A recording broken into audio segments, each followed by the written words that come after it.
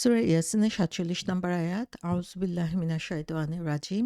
ওয়া ইযা কিলা লাহুম আনফিকু মিম্মা রাযাকাকুমুল্লাহ ক্বালা আল্লাযীনা কাফারু লিল্লাযীনা আমানু আনুতি'মু মাল্লাউ ইয়াশাউল্লাহ আত'আমাহু ইন আনতুম ইল্লা ফি দালালিম মুবিন। যখন তাদেরকে বলা হয়, আল্লাহ তোমাদেরকে যা দিয়েছেন তা থেকে ব্যয় করো, তখন কাফেররা মুমিনগণকে বলে, ইচ্ছে করলেই আল্লাহ যাকে খাওয়াতে পারতেন, আমরা তাকে কেন খাওয়াবো? তোমরা তো স্পষ্ট বিভ্রান্তিতে পতিত রয়েছ। সো এখানে আমরা দেখি যে আরেকটা আম, উম, দিক আল্লাহ সুবহানাহু ওয়া তাআলা এখানে তুলে ধরেছেন, যে যখন অবিশ্বাসীদেরকে কিছু বলা হয় তখন তাদের রিয়াকশন কি হয়, যে যখন তাদেরকে কোনো নির্দেশ দেওয়া হয় তখন সেটার ব্যাপারে তারা কি ধরনের প্রতিক্রিয়া দেখায়, সেটা আমরা এখানে দেখতে পাচ্ছি। ওয়া ইযা কিলা লাহুম, যে যখন তাদেরকে বলা হয়। এর আগের আয়াতেও আমরা দেখেছি যে আল্লাহ সুবহানাহু ওয়া তাআলা এমনভাবেই বলেছেন যে যখন তাদেরকে বলা হয় আম ইত্তাকু, যে তোমরা আল্লাহকে ভয় করো, তখন তাদের রিঅ্যাকশন কি হয়েছিল। এখানে আল্লাহ বলছেন যখন তাদেরকে বলা হয় তোমরা ব্যয় করো, তোমরা তোমাদেরকে যা কিছু দেওয়া হয়েছে আল্লাহর পক্ষ থেকে সেখান থেকে খরচ করো যারা হচ্ছে নিডি, যারা হচ্ছে গরিব, তাদের জন্য, তখন তারা কি বলে। তো এখানে আমরা যেই জিনিসটা দেখতে পাই যে প্রতিটা ক্ষেত্রেই যখন আল্লাহ সুবহানাহু ওয়া তাআলা প্রথমত দেখিয়েছেন যে তারই হচ্ছে সর্বময় ক্ষমতা, সমস্ত কিছু তারই নির্দেশে চলছে, একক ক্ষমতার অধিকারী হচ্ছেন তিনি, এবং তার পক্ষ থেকে যখন তাকে কোনো কিছু বলা হয় তখন তারা সেই জিনিসটাকে কিভাবে গ্রহণ করে। সো এখানে আমরা দেখি যে যখন তাদেরকে বলা হয় যে তোমাদেরকে আল্লাহ যেই রিজিক দিয়েছেন, তোমাদেরকে যেই প্রভিশন দিয়ে দিয়েছেন চলার জন্য, সেখান থেকে তোমরা খরচ করো।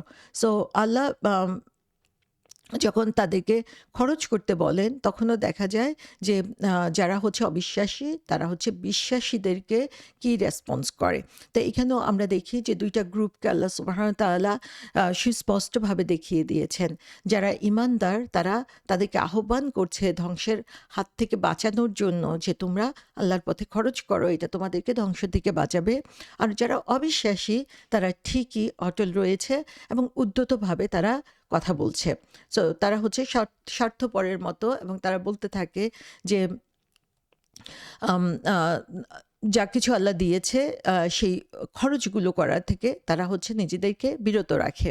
আমরা কোরআনের মধ্যে বারবারই দেখব যে আল্লাহ সুবহানাহু ওয়া তাআলা ইনফাক ফি সাবিলিল্লাহ, ইনফাক ফিকু বা ইনফাক কথাটা বারবার এসেছে, যেটার অর্থ হচ্ছে তোমরা খরচ করো আল্লাহর জন্য।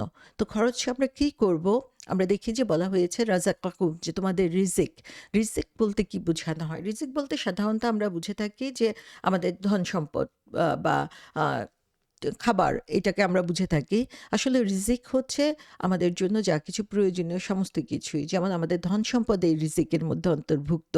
আমাদের সময় এই রিজিকের মধ্যে অন্তর্ভুক্ত। আমাদের যে ট্যালেন্ট, বুদ্ধি আল্লাহ সুবহানাহু ওয়া তাআলা দিয়ে দিয়েছেন, এটাও রিজিকের মধ্যে অন্তর্ভুক্ত। আল্লাহ যার জন্য যতটুকু বরাদ্দ করেছেন সেটুকুই তার জন্য রয়েছে। সো এই যে রিজিকের কথা আল্লাহ সুবহানাহু ওয়া তাআলা বলেছেন, এই রিজিকগুলা কিন্তু আমাদের নিজস্ব অর্জন না। এই রিজিকগুলো আল্লাহ সুবহানাহু ওয়া তাআলার পক্ষ থেকে দেওয়া। এই জিনিসটাই হচ্ছে আমাদেরকে বুঝতে হবে যে আল্লাহ সুবহানাহু ওয়া তাআলা এই জিনিসগুলো যে আমাদেরকে দিয়েছেন সেগুলো আসলে আমরা কিভাবে ব্যবহার করছি। সো আমরা একদিক থেকে দেখি যে এই রিজিককে আমরা আল্লাহ সুবহানাহু ওয়া তাআলা যখন ইনফাক বলেন, যখন খরচ করার কথা বলেন, তখন সে খরচটা আসলে কি জন্য? এই খরচটা আল্লাহ সুবহানাহু ওয়া তাআলার কি কোনো অর্থের প্রয়োজন রয়েছে? আল্লাহ সুবহানাহু ওয়া তাআলার কি আমাদের কাছ থেকে কিছু চাওয়ার প্রয়োজন রয়েছে? তা কিন্তু না। আল্লাহ বলেন এটা আমাদের জন্য, যাতে আমরা এই খরচ করার মাধ্যমে নিজেদেরকে আরো বেশি সাকসেসফুল করতে পারি, সফল মানুষ হিসাবে নিজেদেরকে তৈরি করতে পারি। আমরা যখন কোনো কিছু খরচ করি আল্লাহর পথে, তখন দেখা যায় এটা হচ্ছে আমাদের আখিরাতের জন্য একটা ইনভেস্টমেন্ট হয়ে যায়। আমরা সবাই চেষ্টা করি যে কিছু না কিছু টাকা জমাতে, ব্যাংকে কিছু টাকা রাখতে। আমরা যখন এই দুনিয়াতে কিছু খরচ করি সেই আল্লাহর সন্তুষ্টির জন্য, সেটা আল্লাহর ব্যাংকে, আখিরাতের যে ব্যাংক, সেখানে হচ্ছে জমা হয়ে যায় এবং সেটা হচ্ছে অনেক বেশি পরিমাণে রিটার্ন দেয় আমাদেরকে। এবং আমরা আ দে এই যে ইনভেস্টমেন্ট, সেই ইনভেস্টমেন্টটা হচ্ছে শুধুমাত্রই আখিরাতের জন্য। যেটা আমরা একটা হাদিসে দেখি যে রাসূল সাল্লাল্লাহু আলাইহি সাল্লাম আয়েশা রাদিয়াল্লাহু আনহাকে এসে জিজ্ঞাসা করলেন যে, "এই যে তোমার কাছে একটা আ ছাগল বা দুম্বা রেখে গিয়েছিলাম আম মানুষকে দেওয়ার জন্য, সেটার কি কিছু অবশিষ্ট আছে?" তখন তিনি বললেন যে, "একটা পা অবশিষ্ট আছে এবং তাছাড়া আর সমস্ত কিছু মানুষকে দিয়ে দেওয়া হয়েছে।" তখন আম আ রাসূল সাল্লাল্লাহু আলাইহি সাল্লাম বললেন যে, "এই একটা পা তোমার জন্য রয়ে গিয়েছে, আর সমস্ত কিছু, বাকি সমস্ত কিছুই হচ্ছে আখিরাতের জন্য আমাদের আম যে ব্যাংক, সেখানে আসলে জমা হয়ে গিয়েছে।" তো আমরা যা কিছু মনে হচ্ছে যে খরচ করে ফেলছি, কিন্তু এটা আসলে আমরা যখন আল্লাহর সন্তুষ্টির জন্য ব্যয় করি, সেটা আমাদের আখিরাতের ইনভেস্টমেন্ট হিসেবে কাজ করে। তার সাথে, সাথে আমরা যখন খরচ করি আমাদের দেওয়া রিজিক, সেটা হচ্ছে পিউরিফিকেশন এবং গ্রেটিটিউড এর জন্য, যে আমরা যত বেশি আল্লাহর পথে খরচ করব, তত বেশি সেটা আমাদের সম্পদকে, আমাদের রিজিককে পিউরিফাই করবে, আমাদেরকে তত বেশি কৃতজ্ঞ বান্দা হতে সাহায্য করবে। এবং আম এই আ উম রু আ যে জিনিসটা আমরা খরচ করব, এটা শুধুমাত্র আমরা টাকা-পয়সা অথবা খাবারের মধ্যে এটা সীমাবদ্ধ রাখবো না। বরং এই রিজিকের মধ্যে রয়েছে আমার সময়, আমার যে এক্সপেরিয়েন্স, আমার যে অভিজ্ঞতা, আমার যে কাজের যোগ্যতা, আমার আম ভালো কাজ করার যে ইচ্ছা, সেগুলো সমস্ত কিছুই হচ্ছে আম অন্যকে সাহায্য করার যত উপায় রয়েছে, ইসলামের প্রসারের জন্য যে ধরনের কাজ আমরা করে থাকি, এই সমস্ত কিছুই হচ্ছে আল্লাহর পথে আমরা নিবেদন করতে পারি, আল্লাহর পথে আমরা স্যাক্রিফাইস করতে পারি। এবং সেটার জন্য সবচেয়ে বেশি যেটা দরকার, সেটা হচ্ছে সিনসিয়ারলি আল্লাহ সন্তুষ্টির জন্য কা এই দান করা, এবং মানুষকে দেখানোর জন্য বা মানুষের প্রশংসা পাওয়ার জন্য না। এই ইনফাকের মধ্যে আছে জাকাত এবং সাদাকা। যে জাকাতটা হচ্ছে এত গুরুত্বপূর্ণ, যেটা হচ্ছে আমাদের সম্পদকে পিউরিফিকেশনের জন্য আল্লাহ সুবহানাহু ওয়া তাআলা দিয়ে দিয়েছেন। এবং যারা জাকাত আদায় করে না, সেই সম্পদ যেটা তারা জমা করে রাখে, সেটাই তার ধ্বংসের কারণ হয়, সেটাই তার জন্য শাপ বা শাস্তির কারণ হয়ে যায় কবরে এবং আখিরাতে। সো এই জাকাত দেওয়াটা হচ্ছে আমাদের ম্যান্ডেটরি। এটাকে হিসাব করে, সঠিকভাবে হিসাব করে প্রতি বছর আমাদেরকে দিতে হবে। এবং তার সাথে রয়েছে সাদাকা। আমরা যত বেশি মানুষের জন্য আম আ খরচ করতে পারি, মানুষের উপকারে লাগতে পারি, তত বেশি সেটা আমাদের নিজেদের কাজে লাগবে। আমরা যখন আমাদের ফ্যামিলির জন্য খরচ করি, সেটাও হচ্ছে আল্লাহর পথে খরচ করা হয়। সেই ফ্যামিলির জন্য আমরা সেই ইনটেনশন নিয়ে, নিয়ত নিয়ে যখন করব, সেটাও আমাদের ফ্যামিলি সাপোর্টটাই হচ্ছে আমাদের জন্য বড় একটা চ্যারিটি বা সাদাকা হয়ে যায়। আমরা যখন আম ইমান আ মানুষেরকে ইমান বৃদ্ধির জন্য বা ইমানের কাজে সাহায্য করার জন্য খরচ করব, সেটাও হচ্ছে আল্লাহর পথে, আল্লাহ সন্তুষ্টির জন্য ব্যবহার হয়। যেমন আমরা যখন কোনো স্কুল করি, যে স্কুলটা হচ্ছে মানুষকে সঠিক পথে চলতে সাহায্য করে, ইমানদার হতে সাহায্য করে। যখন হচ্ছে মানুষের কাছে ইসলামের দাওয়াত নিয়ে আমরা পৌঁছানোর জন্য চেষ্টা করি, সেটা হতে পারে আমি ট্রাভেল করে গেলাম, সেটা হতে পারে আমি দান করলাম অর্থ সেটা কাজে লাগানোর জন্য, সেটা হতে পারে আমি নিজে কিছু লিখলাম, নিজে কিছু বললাম, বই বের করলাম। এই সমস্ত কিছুই হচ্ছে এই ইনফাকের মধ্যে পড়ে। সো আম প্রত্যেকটা জিনিসই হচ্ছে আল্লাহর পথে আমরা সাদাকা হিসাবে দিতে পারি, যেটা আল্লাহ বলেছেন যে মাল্টিপল রিটার্ন আমাদেরকে দিবেন। এবং সেটা কেমন? সূরা বাকারা ২৬১ নম্বর আয়াতে বলেছেন যে এটার উদাহরণ হচ্ছে এরকম, যে যখন তোমরা আল্লাহর পথে সম্পদ ব্যয় করো, সেটা হচ্ছে আ একটা বীজের মতো।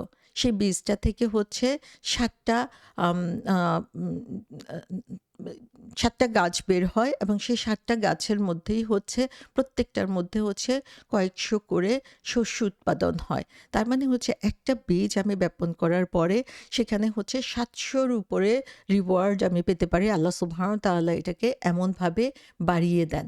কিন্তু যারা হচ্ছে অবিশ্বাসী, তারা এই উপকারটা দেখতে পায় না। তারা এটার জন্য কষ্ট করতে রাজি নয়। তারা চায় না তাদের সম্পদ দিয়ে দিতে। এবং তখন তাদের জন্য হচ্ছে এই রিজিক থেকে ব্যয় করাটা কঠিন হয়ে পড়ে। তখন তারা বিভিন্ন যুক্তিতর্কের অবতারণা করে এখানে। সো এই রিজিক যেটা, সেটার ব্যাপারে আমাদের কিছু সঠিক ধারণা থাকা দরকার। ফার্স্ট অফ অল, আল্লাহ হচ্ছে এটা ট্রু ওনার, যে এই আ সম্পদের যে ধরনের সম্পদই হোক না কেন, সেটা আল্লাহর পক্ষ থেকে এসেছে। আমি নিজে এটা কোনো কিছু তৈরি করতে পারতাম না। সো আমার জীবন, আমার সমস্ত সম্পদ, আমার প্রপার্টিজ যা কিছু আছে, সেটা আল্লাহ আমার কাছে দিয়েছেন। কি হিসাবে? আমানা হিসাবে। সো আল্লাহর কাছ থেকে এই সম্পদ আমার কাছে আমানা। আমাকে এটা রক্ষণাবেক্ষণের দায়িত্ব দেওয়া হয়েছে এবং সঠিকভাবে সংরক্ষণ করে সঠিক পথে ব্যয় করার মাঝেই হচ্ছে আমার এই আমানত সঠিকভাবে কাজে লাগানো হবে। সো এই সম্পদ বা এই রিজিক হচ্ছে আমাদের ভালো কাজ করার জন্য, আমাদের ফ্যামিলিকে সাপোর্ট করার জন্য, আমাদের কমিউনিটিকে হেল্প করার জন্য এবং আমাদের আ ঈমানকে আল্লাহর সামনে সুদৃঢ়ভাবে প্রকাশ করার জন্য আল্লাহ সুবহানাহু ওয়া তাআলা এই রিজিক আমাদেরকে দিয়ে দিয়েছেন। আবার অন্যদিকে এই রিজিক হচ্ছে আমাদের জন্য একটা ফিতনা, একটা পরীক্ষা। আম সম্পদ আমাদের সন্তানের মতো আমাদের জন্য একটা ট্রায়াল যে আমরা কিভাবে এটাকে ব্যবহার করি আল্লাহ সুবহানাহু ওয়া তাআলা দেখতে চান। আমরা কি কৃতজ্ঞ চিত্তে এটাকে গ্রহণ করছি নাকি আমরা লোভীর মতো এটাকে গ্রহণ করছি এবং নিজের মাঝে কুক্ষিগত করে রাখছি। এবং আল্লাহ সুবহানাহু ওয়া তাআলার কাছে এটার জন্য আমাদের অ্যাকাউন্টেবল হতে হবে, জবাবদিহি করতে হবে যে আমি কিভাবে এই সম্পদ অর্জন করেছি, কিভাবে এই সম্পদ ব্যয় করেছি। ৫ টা প্রশ্ন আল্লাহ সুবহানাহু ওয়া তাআলা আমাদেরকে করবেন। এই ৫ টা প্রশ্নের উত্তর দেওয়া ছাড়া আমরা কোথাও যেতে পারবো না।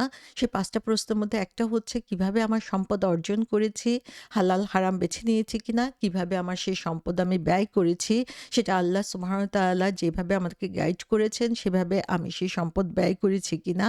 আরেকটা হচ্ছে যে আমার জীবনকাল আমি কিভাবে অতিবাহিত করেছি, আমার ইয়ুথ সময়টা, তারুণ্যের সময়টা, যৌবনের সময়টা আমি কিভাবে ব্যবহার করেছি।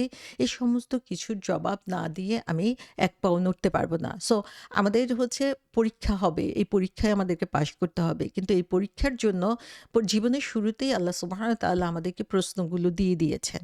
এখন শুধু আমার জীবনটাকে আমার সেই প্রশ্নের জন্য রেডি করতে হবে যে এই প্রশ্নের উত্তরগুলো আমি যাতে সঠিকভাবে দিতে পারি। যতই আমি উত্তর মুখস্থ করি কোনো কাজ হবে না। আমাকে এই সময়কালের মধ্যে আমার জীবনের যে সময় সেটাও আল্লাহর পক্ষ থেকে একটা রিজিক। আমাকে আল্লাহ সুবহানাহু ওয়া তাআলা যা কিছু দিয়েছেন অর্থ, সম্পদ, সন্তান সমস্ত কিছুই রিজিক। আমার স্কিল, আমার বুদ্ধি, আমার যা কিছু ট্যালেন্ট আমি জানি আছে সমস্ত কিছুই রিজিক। সেগুলো আমি কিভাবে ব্যয় করেছি সেটা আল্লাহ সুবহানাহু ওয়া তাআলার কাছে আমাদেরকে সেই পরীক্ষা দিতে হবে। সো আল্লাহর দেওয়া সম্পদ আল্লাহর পথে ব্যয় করতে হবে এবং সেই সম্পদ ব্যয় করেই আল্লাহর সন্তুষ্টি আমাদেরকে অর্জন করতে হবে। এবং এই কথাই যখন তাদেরকে বলা হয় যে তোমরা আল্লাহর দেওয়া সম্পদ ব্যয় করো, তখনই দেখা যায় যে তাদের মধ্য থেকে সেই লোভ, অহংকার অথবা হচ্ছে মিথ্যাচার মাথাচাড়া দিয়ে ওঠে। তাফসীর কারকগণ বলেছেন যে এই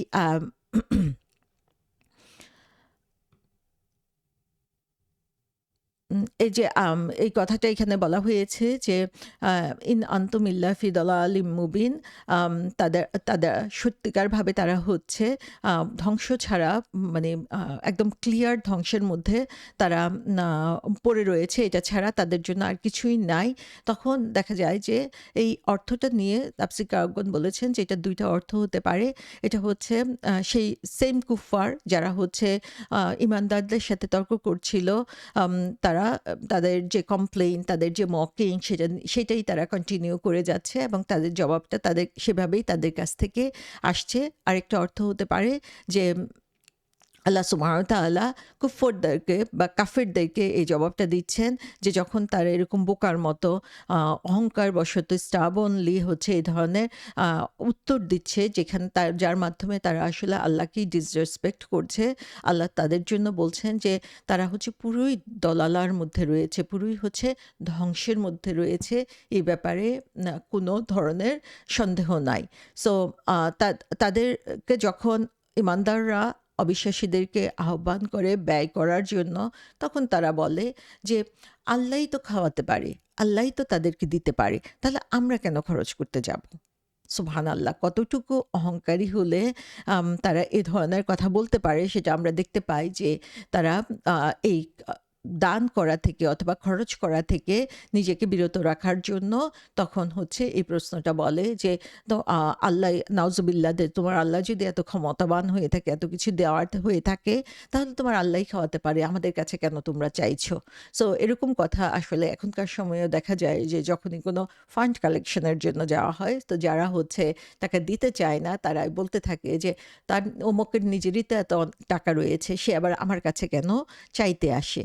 তারা ভুলে যায় যে এই চাওয়াটা আল্লাহ সুবহানাহু ওয়া তাআলার কোনো প্রয়োজন নাই এই টাকার। আল্লাহ সুবহানাহু ওয়া তাআলা নিজে এই টাকাটা তার কাছে দিয়েছে, এই সম্পদ তাদের কাছে দিয়েছে এবং আল্লাহ সুবহানাহু ওয়া তাআলা তাদেরকে এখানে পরীক্ষা করছেন যে তারা যেই কাজগুলো করছে সেই কাজগুলো তারা কি আল্লাহ সন্তুষ্টির জন্য করছে নাকি সন্তুষ্টি বিপরীতে করছে? তারা কি আল্লাহর জন্য স্যাক্রিফাইস করতে রাজি আছে নাকি রাজি নেই?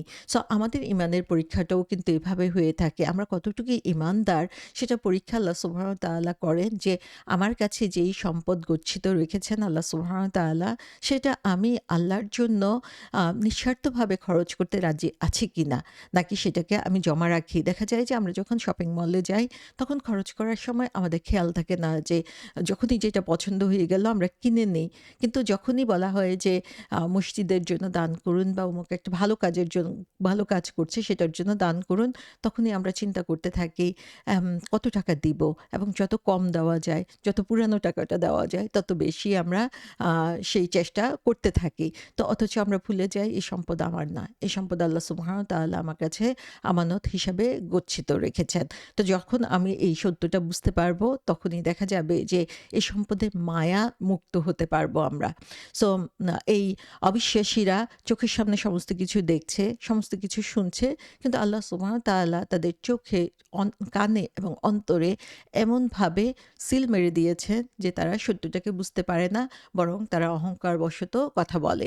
সূরা আনকাবুতে আল্লাহ বলেছেন, যদি আপনি তাদেরকে জিজ্ঞাসা করেন কে আকাশ থেকে বাড়ি বর্ষণ করে অতঃপর তা দ্বারা মৃত্তিকাকে উহার মৃত হওয়ার পর সঞ্জীবিত করে, তবে তারা অবশ্যই বলবে আল্লাহ।